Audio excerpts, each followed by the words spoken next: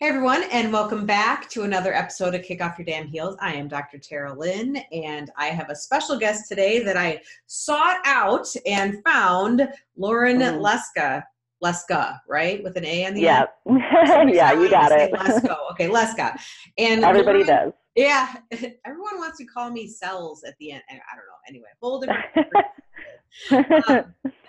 So Lauren is going to talk about, well, she is a plant-based nutrition expert. And I asked her to come on to particularly talk about how to get that protein in your diet if you have a plant-based diet without using processed foods, shakes, bars, all that kind of stuff, because that seems to be pretty important. And I'm not an expert in that, so I had to bring in someone else to give it a whirl. And I found Lauren. So welcome, Lauren. How are you? I'm doing awesome. I'm excited. This is my first podcast episode ever.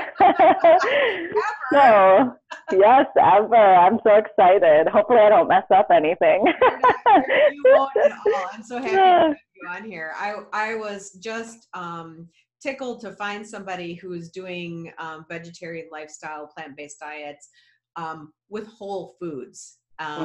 Not relying on canisters and wrappers and, all of that kind of stuff. Because a lot of people actually do that because they don't know what to turn to. So let's go ahead, and why don't you share a little bit about your story and tell us who you are? So I am a plant-based nutrition expert. That's the title that I go by. And I graduated from the Institute of Transformational Nutrition in March of 2019, this year. And this is how we know each other, me and you, Carolyn. And so I basically rewind 13 years ago. I went vegetarian when I was 14. To my parents' dismay. Right. I had wanting and itching to be vegetarian actually since I was about 10, but they were very concerned about me getting my nutritional facts right and making sure that I was eating right and that I was going to get all the needs that I needed at that age. And so at about 14 was when I went vegetarian cold turkey. And during that time, during basically those 13 years, I spent about 2 of them vegan. So I also delved in, and into that lifestyle for a little bit. And now where I am currently for my diet the last year, I did incorporate some fish into my diet. I live in North Idaho and it's bountiful amounts of fishing. So we do a lot of that. And I'm a big proponent of also raising your own food, growing your own food, getting your own food. And so that's the lifestyle up here. That's why we moved up here. So I do eat a little bit of fatty fish in my diet. So I've kind of, I've touched in a lot of different diets. And so I definitely am not a one size fits all approach. I totally believe in tweaking things as you need. But like I said, I spent 12 years of trying to figure out what my diet should be and what was best for me and how to be a vegetarian and how to get all of those things that you need in your diet. So I'm really excited to share this with everybody because that's why I decided to have that's why I decided to gear my business towards plant-based, because I really want to promote people. It's a up and coming thing, veganism and vegetarian. And I really want to help people have a really healthy diet and be able to continue to be vegan and vegetarian for many years to come. What were some of the pitfalls that you had early on that you needed to figure out for yourself? So, I was a teenager, and most teenagers typically don't, take their health and their nutrition very seriously. And looking back on it now, I realized, how unhealthy my diet was even as a vegetarian. I was definitely eating way more cheese than anybody should ever consume. I grew up in the Midwest, in Northern Illinois, and you're in Wisconsin, right? Is that right? I am. I'm from southern, not right now, but I grew up in southern Wisconsin, like the most southern part. I grew up in Beloit, Wisconsin, which is my gosh, we literally were neighbors. I grew up in Fox Lake, Illinois. Fox Lake, Illinois off of 12. That's so crazy. It's funny because my sister almost moved to Fox Lake, Illinois. Oh my That is gosh. crazy. Wow. Yeah. Who would have thought? Oh my It's a gosh. I've never been to reunion. Beloit. Right? Oh goodness. But That's funny. so yeah, I grew up in the Midwest and yeah, cheese, Yeah, yeah. cheeseheads of Wisconsin. So that was one of the biggest pitfalls was I was eating so much dairy to compensate for, me not having anything else except for, plants. I was also eating tons and tons of grains and carbs. And, A lot of people so do that, and then some yeah, of it impacts like your histamine levels and things like yeah, that. Which, yep, absolutely. right, right. Go ahead. Sorry, I Yep. didn't interrupt, Oh, but that's okay. No worries. Yeah, yeah. you're good. But yeah, I mean, it just definitely, those were the big pitfalls. And I remember being in high school and falling asleep every morning in my first period class. And, I never really thought about it was related to my diet until I got older and I studied nutrition more and I got more into it. And I realized, holy cow, I wonder if it was related to my diet and how the food I was eating. So and I would say back then I didn't keep track of my nutritional because like I said, teenagers don't really, it's not a concern. It's not a concern until it's a Right, problem and you realize it's a problem. So right. yeah, I mean, those were the big ones, just lack of energy. And that, as I got older, what really started to come to the forefront of my mind and that inspired me to go to the Institute of Transformational Nutrition and study with them was because of the brain issues I was having. I was experienced a lot of memory loss, a lot of, lack of concentration, just a lot of issues with my brain, increased anxiety and depression. So that is definitely one of the more recent things that I've studied since, in recent times, as far Yes. as being vegetarian and trying to fulfill those nutritional needs. I think this is a great conversation because a lot of people, we believe in the plant-based diets and things like that, but those neurotransmitters require certain nutrient cofactors to work, and they Yep, require protein sources, and our bodies require these things. So exactly. it's not enough to just go vegetarian, right? You got to know what Mhm. you're doing. And Mhm. so this kind of segues me into this. So I know that animal proteins have been very important for neurotransmitter repair, but I also know that you can get protein sources through plant-based diet. So could you start talking about that? Because I know that a lot of people resort to shakes and protein bars to do Mhm. the trick for you. And I just need some alternative sources on that. And then also discussing like, how much you have to intake. Cause I know that plant sources typically have less protein than like say animal meat, right? So Mhm. Yeah. I'm not really sure how that works. Can you help me out with that? Yeah, yeah, yeah. Mm-hmm. So, one of the things that, I wish I would have known when I first went vegetarian is what a complete protein is. Mm-hmm. So, a complete protein, typically it comes in the form of an animal product. So, cheese, eggs, meat, all of it has a complete protein. So, and what that means is it's got 20 of the amino acids, 20 amino acids makes a complete protein. So if you're missing one of those amino acids, you are not getting a complete protein. Sure. So that is where a lot of people are lacking with a vegetarian and vegan lifestyle. So in order to get a complete protein, it takes some food pairing. And it takes eating specific foods in order to get a complete protein and a protein that mocks, you know, uh, say, a hamburger or something like that. Right. So oh, you have to play with your foods and see which ones pair. So for example, rice and beans is a key example of a complete protein. So the body, now mind you, side note, the body already produces 11 of those amino acids. So the essential amino acids, there's 9 of them. Those are the ones that are essential to intake in your diet. And you have to intake them on a regular basis because the body doesn't store them. So they have to constantly be incorporated into your diet. And so, like I said, rice and beans is a great one because beans have 8 of the essential amino acids, and then rice has lysine, which is the one amino acid that beans don't have. So therefore you get all of your essential amino acids. Another one would be peanut butter toast. If you're eating whole grain toast and you're putting peanut butter on there, you're getting all of your essential amino acids.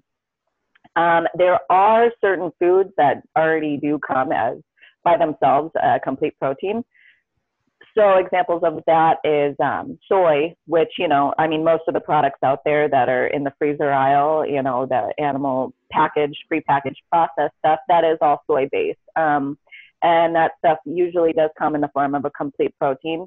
But I typically don't recommend that. I don't recommend going to, buy anything prepackaged and pre-made at the store. So what else? Buckwheat. Buckwheat's actually a complete protein by itself. And it's actually, for those of you that are gluten-free, you don't have to worry about that. It's not actually in the same family as wheat. It's actually a member of the rhubarb family, or it's in the same family as rhubarb, weirdly enough. Another one. But yeah, I know. It's so strange. It's so strange. Who knows? Who knows why? Another one. Let's see. I'm trying to think. Another complete protein, seitan. So that is it's condensed. It's like the protein in wheat, the gluten protein in wheat condensed. So seitan is a complete protein though. And then you compare other foods like hummus and pita bread.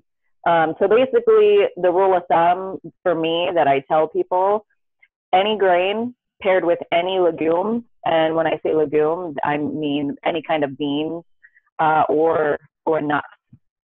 So any grain paired with any kind of bean or nut is a complete protein almost all the time. So, and then I also, for an example, I always use spirulina in my smoothies in the morning. So a common misconception is that spirulina is a complete protein because it's made of green algae, and it's actually not. It's not a complete protein. It's missing 2 of its essential amino acids. So I always have hemp seeds and chia seeds and flaxseed, and seeds and nuts help, and even some grains actually make spirulina a complete protein. So if you are doing that using spirulina thinking it's a complete protein, it's not. You're going to need to do some research and start pairing some grains or legumes with it. So that's the example. And as far as amounts, so typically 1 cup of lentils, if you like, and I'm a huge fan of lentils. I think that's my favorite legume by far.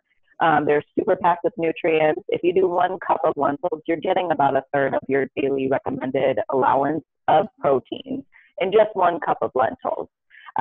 So you're really packing some nutrients in there. And, it doesn't need to necessarily be a grain or a legume to get your protein. You definitely can get protein from vegetables too. Some of the most powerfully packed protein vegetables are your leafy greens, your cruciferous vegetables. So broccoli is, way up there. Peas are insanely high in protein. Kale is really high in protein. So pretty much a lot of your, like I said, your cruciferous leafy greens, you're going to have a really good protein pack in your diet if you take those regularly. But probably to get it all in, you might have to do the other partnering as well with the, yeah. Okay. Yeah, definitely. I'd say if you can eat small amounts of several different foods a day. I mean, I grew up, my grandmother is from Holland, and a lot of the Europeans, what they do is they eat, they've got probably like 5 or 6 different courses, but they eat small courses. Well, the more different foods that you have in your diet in one meal, the better it is, because you're likely going to be able to get all of those nutrients at the same time. All right. So what are some of the pitfalls that you commonly see people doing that are trying to have a plant-based diet that they should really consider changing? So number 1 would definitely be get away from the processed, the shakes and the bars and all of those things. I really definitely try to get people away from those because, it's the processed stuff, the different binders that are in those soy products. You know, there's just a lot of fillers and a lot of stuff that you don't really necessarily want in your diet in those things. So, you know, I tell people all the time, you can make these things actually fairly easy. I mean, I make my own black bean burgers on a regular basis, and I put rice in them and I freeze them. So I have them for the next few months, and they're really easy. I just take them out and I bake them or fry them up. And it's actually really easy, and you just spend a couple hours doing it. So that's one of the things, is getting away from those prepackaged. And, you know, I understand for a lot of people, they miss the taste of meat and they miss that texture. Mm-hmm. And, you know, Morningstar's really, their buffalo chicken nuggets are so good. So, like, I was obsessed with those for years growing up. They're so good, but they really mastered the texture of chicken nuggets.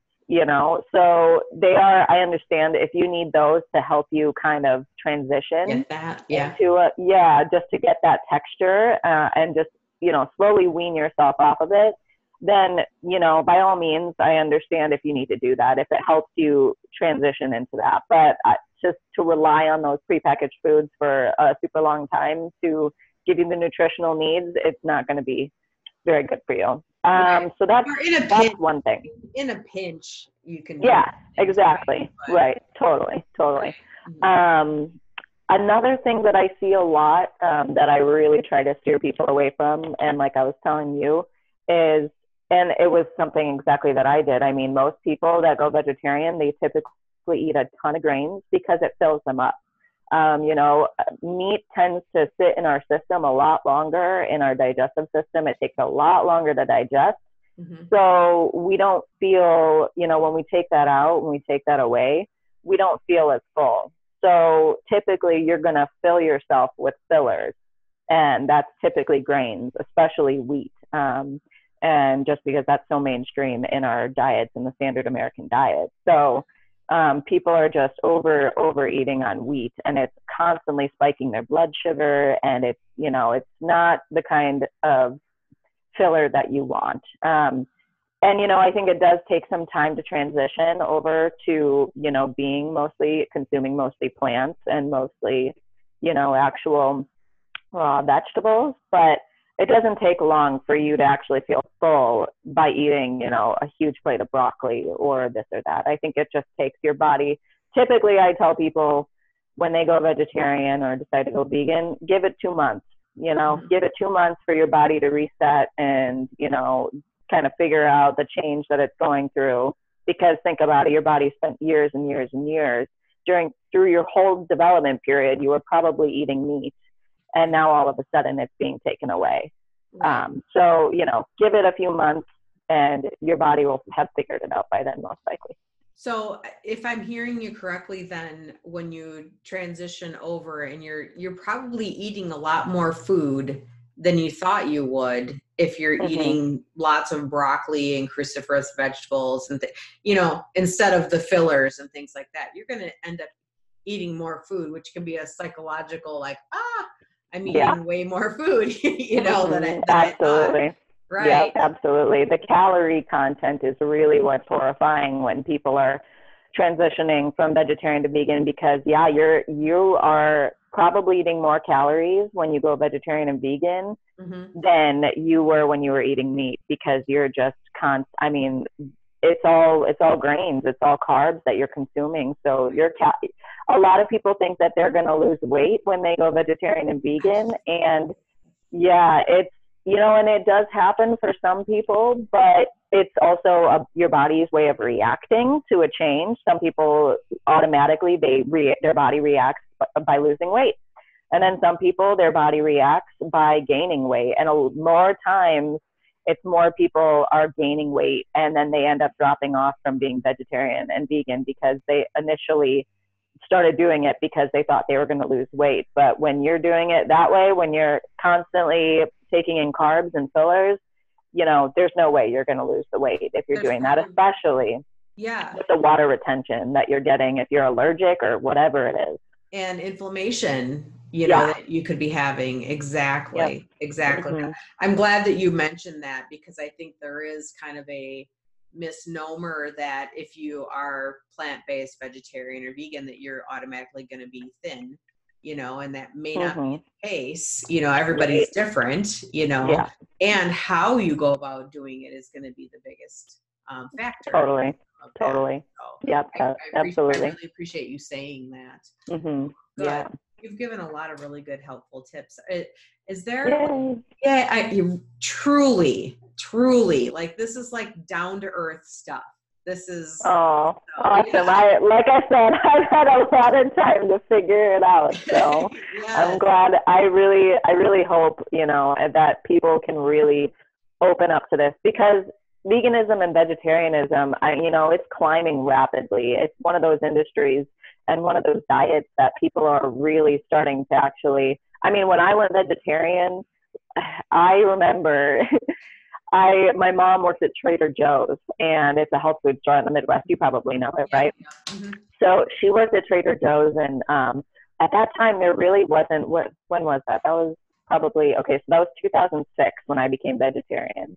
And she brought home these chicken nuggets, and I did not know what dust tasted like, or could not have imagined what dust tasted like until I ate those chicken nuggets, right? They were disgusting, like the worst thing. I can still imagine the taste 13 years later of those nasty, nasty fake chicken nuggets, right? And now it's like, oh my gosh, I go through the grocery stores and it's almost an entire aisle of just vegetarian and vegan options. Mm-hmm. So it's like, you can tell that it's climbing, but it's still, you see how much processed stuff there is. And honestly, I don't even really shop in that aisle. I think it really, like, there's all these options, but there's so many ways to make these things at home out of whole foods. And I really love giving people recipes for stuff like that, because, it's so easy to just be able to do it at home, and it's cheaper, and you're not getting those weird additives and fillers. And I really just want to help people be able to maintain this lifestyle, because for the love of animals and for the love of the planet, there's a lot of evidence showing that, a vegan lifestyle really helps the planet and our bodies in general. So, and some people aren't doing it just for the ethical planet animal thing. They're doing it for their own personal health and wellness, Totally. So Absolutely. Is there, because I'm just curious, because there's a lot of different, I know the difference between vegetarian and vegan, but is plant-based kind of a new terminology to kind of encapsulate vegetarianism, or is it really different? Like, just mostly plants in your diet? Is that what that stands for? I don't know. I don't really know. I would guess that it means, vegan, or maybe that would encompass everything, because actually I would probably say it encompasses the vegan. It's another term for being vegan, because if you're plant-based, you're going to get everything from a plant, whereas vegetarians, it's going to still come from animals, if you're eating cheese and eggs and all that stuff. So I would assume it's just another term for veganism. That would be my guess. Yeah, I don't know. Whoever came up with it can, if you could let us know. Yeah, right. If you're listening now, let us know. Because I was just thinking, like, maybe it's the kinder, gentler version of vegetarian. You're onto something, because the thing is when you typically, and things are changing, times are changing. I live in a pretty small town, so if I say to somebody that I'm vegan, typically, and my boyfriend will say this, he's like, you sound like kind of a snob when you say you're vegan. And I'm like, well, it's just a way for me to explain my diet. And he's like, but it's his preconceived notion. He grew up in a small town, and it's a lot of people's preconceived notions of a lot of vegans and vegetarians, because, we are known to be pushy. All of us that are vegan and vegetarian and do it for, ethical reasons, we tend to, at one point or another, we were very pushy about it. And I will not say that I'm an exception to that. When I first went vegetarian, I was that girl that high school, English presentations. Yeah. What was that? You wanted everybody to know, like. Oh yeah.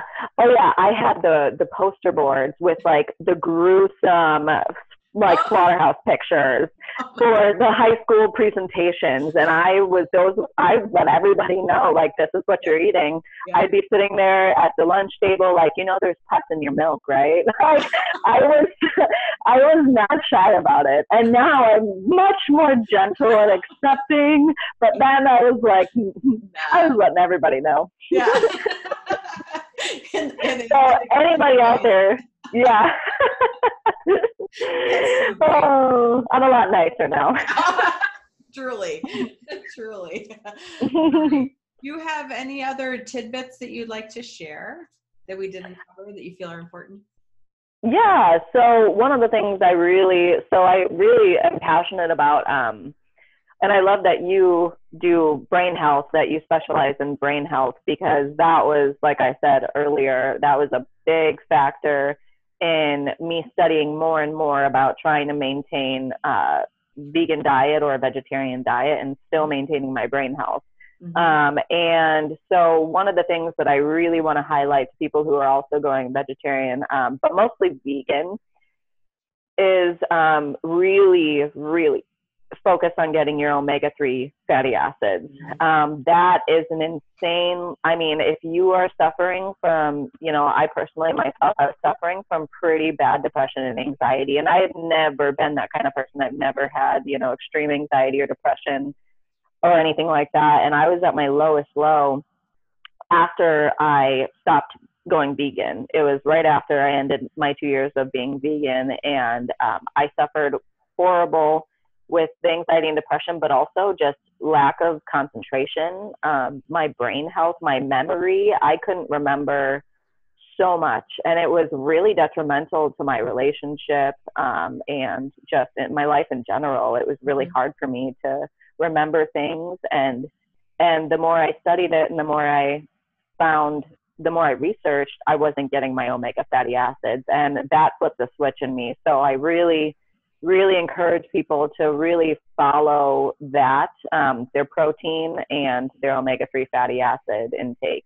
For vegetarians and vegans, that is one of the reasons I started eating fish, because of the omega-3 fatty acids. And, I'm so meticulous because I do not want to eat any more fish than I have to. So I actually measured out how much fish I need to eat a day so that I can meet my omega-3 fatty acid intake. So It's 1 ounce of salmon a day is what I eat. I'm not kidding. I'm crazy like that because I don't want to overeat more than I need. I want to eat just enough so that I can maintain my brain health, but not as, not overdo it.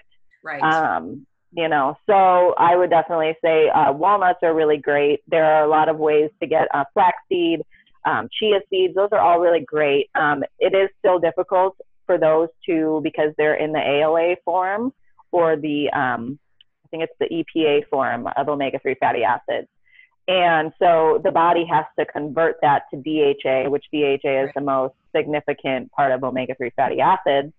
So it is more difficult to get it in a vegan lifestyle, but if you really focus on it and if you can really just make sure you incorporate those things into your diet, those things will also help you get your protein nutritional needs as well. So that's really all I'd like to say. No, that's a really fantastic tip. And what I want to make sure is that people who want this plant-based lifestyle is that they understand that it's not just about eating plants. It's about fueling your body appropriately as your body needs to be fueled, right? Yes. So and even you having that, I figured out exactly how much fish I need to eat for my body is perfect, Yeah. So it's great. I loved this conversation a lot. Me too. I learned so much because I'm not a plant-based expert. I'm more like protein-based in animal proteins and stuff. So this is fantastic. I'm gonna save this video forever in all eternity, I'm sure. Yeah. And if you ever want to come back on and talk more and expand on, I would be happy to have you on, as this lifestyle is becoming more prevalent across the country. So thank you. Absolutely. Thank you so much. Thank you. Thank you, Carolyn. I'm so happy that you put that out there. That I'm really glad that forum has been able to bring fellow students together and be able to touch base with each other and learn about each other's, Yes. Means of passing on information. And I'm really happy nobody else is a plant-based nutrition expert. I was surprised nobody commented on it besides me. I'm like, are you serious? I'm the only one. Well, I got my target audience down good. Exactly. You're like, wow, there's definitely a need for someone like me out here. Right? Absolutely. Exactly. So, but yeah, thank you so much for having me on. Absolutely. And are we wrapping up? Do you want me to share my social media stuff? Go right ahead. Okay, and cool. Just so everybody knows too, all of this will be in the links in the show notes for you as well. And I was going to ask you one more thing too. You said you like to do recipes, easy recipes. I don't know if you'd be willing to do this. I'm putting you on the spot. If you would have a recipe download or something that we could offer. Ooh. You know what? I've been teaching workshops, tons of workshops, and I do have a bunch of stuff saved in my Gmail drive. And so they're all plant-based, but definitely, even simple recipes at home where you can do like cashew sour cream. Yep. I would love to share that with you. So yeah, absolutely. We'll put it in the show notes get in touch. Too. But go ahead, share how people can get a hold of you. Okay, so I am really not a social media person. But the best way you could get a hold of me is probably through my email. And it will be Laurel, Laurel, tree nutrition @gmail.com. My Facebook is facebook.com/Laurel Tree Nutrition. And then I do have a blog through WordPress. So just Google WordPress, Laurel Tree Nutrition. I have a couple posts up there. I don't really focus on just plant-based nutrition in there. I kind of write about all aspects of health in there, but I do have a really great article in there for those of you that are interested in going vegetarian and vegan or are already. And it is 10 things I wish I knew when I went vegan or vegetarian. So that's a really great read for anybody who wants more information. Awesome. But yeah, feel free to reach out to me. And I do nutritional coaching, not just for plant-based people, but just for people needing to incorporate more plants in our diet, because I think all of us could incorporate more plants into our diet. So that's what, we'll get you a discovery session, huh, Carolyn? But yeah, I would love to hear back from you guys. Yeah, thank you, Carolyn. So and thank you all for joining us today on another episode of Kick Off Your Damn Heels. And everyone, have a fantastic rest of your day.